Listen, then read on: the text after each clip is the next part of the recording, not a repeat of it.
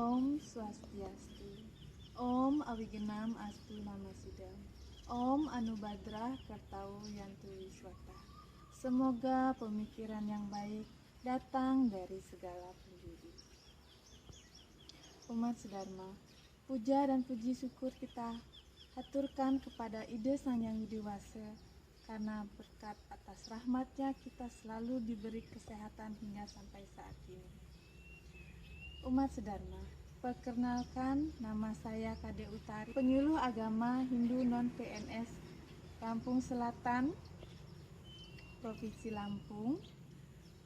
Umat sedharma, yang akan saya sampaikan saat ini yaitu berkaitan dengan isi surat edaran Kementerian Agama nomor 15 tahun 2020 tentang panduan penyelenggaraan kegiatan keagamaan di rumah ibadah dalam mewujudkan masyarakat produktif dan aman COVID di masa pandemi. Umat sedharma, dalam rangka mendukung fungsionalisasi rumah ibadah pada masa pandemi COVID-19 ini, perlu dilakukan pengaturan kegiatan di rumah ibadah melalui adaptasi ke perubahan kegiatan keagamaan menuju masyarakat produktif dan aman COVID. Penerapan panduan ini diharapkan dapat meningkatkan kegiatan umat beragama dalam menghadapi pandemi COVID-19 serta dampaknya. Umat sedharma, maksud dan tujuan dari surat edaran ini yaitu mewujudkan masyarakat produktif dan aman COVID di masa pandemi. Surat ini diterbitkan sebagai respon atas kerinduan umat beragama untuk kembali melaksanakan ibadah di rumah ibadah masing-masing dengan tetap menaati protokol kesehatan, terutama dalam rangka pencegahan persebaran COVID-19 serta perlindungan masyarakat dari resiko ancaman dampaknya. Mas sedharma, rumah ibadah harus bisa menjadi contoh terbaik pencegahan persebaran COVID-19. Dasar dari surat ini yaitu 1. Keputusan Presiden Republik Indonesia nomor 11 tahun 2020 tentang penetapan kedaruratan kesehatan masyarakat Coronavirus Disease 2019 atau COVID-19. Nomor 2. Arahan Presiden tanggal 15 Mei 2020 tentang prosedur standar tatanan baru atau new normal menuju masyarakat produktif dan aman COVID-19, antara lain dalam bidang penyelenggaraan kegiatan keagamaan di rumah ibadah. Yang ketiga, Peraturan Menteri Kesehatan Republik Indonesia Nomor 9 Tahun 2020 tentang pedoman pembatasan sosial berskala besar dalam rangka percepatan penanganan COVID-19.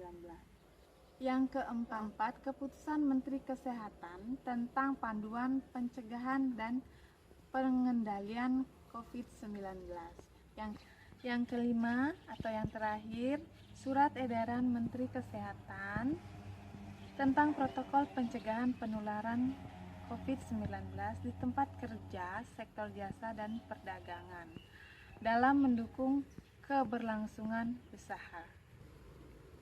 Ketentuan dalam melakukan kegiatan ibadah di rumah ibadah yaitu: pertama, rumah ibadah yang dibenarkan untuk menyelenggarakan kegiatan berjamaah atau kolektif adalah yang berdasarkan fakta lapangan serta angka effective production number berada di kawasan atau lingkungan yang aman dari COVID-19. Hal itu ditunjukkan dengan surat keterangan rumah ibadah aman COVID dari Ketua Gugus Tugas Provinsi atau Kabupaten atau Kota atau Kecamatan sesuai tingkatan rumah ibadah yang dimaksud. Setelah berkoordinasi dengan Forum Komunikasi Pimpinan Daerah setempat bersama majelis-majelis agama dan instansi terkait di daerah masing-masing, surat keterangan akan dicabut bila dalam perkembangannya timbul kasus penularan di lingkungan rumah ibadah tersebut atau ditemukan ketidaktaatan terhadap protokol yang telah ditetapkan. Yang kedua, pengurus rumah ibadah mengajukan permohonan surat keterangan bahwa kawasan lingkungan rumah ibadahnya aman dari COVID-19 secara berjenjang kepada ketua gugus kecamatan, kabupaten, kota, provinsi sesuai tingkatan rumah ibadah tersebut. Yang ketiga, rumah ibadah yang berkapasitas daya tampung besar dan mayoritas jemaah atau penggunanya dari luar kawasan atau lingkungan dapat mengajukan surat keterangan aman COVID-19 kepada pimpinan daerah sesuai dengan tingkatan rumah ibadah tersebut. Kemudian ada beberapa kewajiban pengurus atau penanggung jawab rumah ibadah. Jadi umat Dharma di dalam tempat ibadah tersebut harus ada penanggung jawab atau penyelenggara rumah ibadah. Yang pertama, menyiapkan petugas untuk melakukan dan mengawasi penerapan protokol kesehatan di rumah ibadah. Kemudian melakukan pembersihan dan desinfeksi secara berkala di area rumah ibadah. Membatasi jumlah pintu keluar masuk rumah ibadah guna mempermudahkan penerapan dan pengawasan protokol kesehatan. Yang kemudian menyediakan fasilitas cuci tangan, sabun atau hand sanitizer di pintu masuk atau pintu keluar rumah ibadah. Kemudian menyediakan alat pengecekan suhu di pintu masuk bagi seluruh pengguna rumah ibadah. Jika ditemukan pengguna rumah ibadah dengan suhu lebih dari 37,5 derajat Celcius, 2 kali pemeriksaan dengan jarak 5 menit, maka tidak diperkenankan untuk memasuki rumah ibadah tersebut.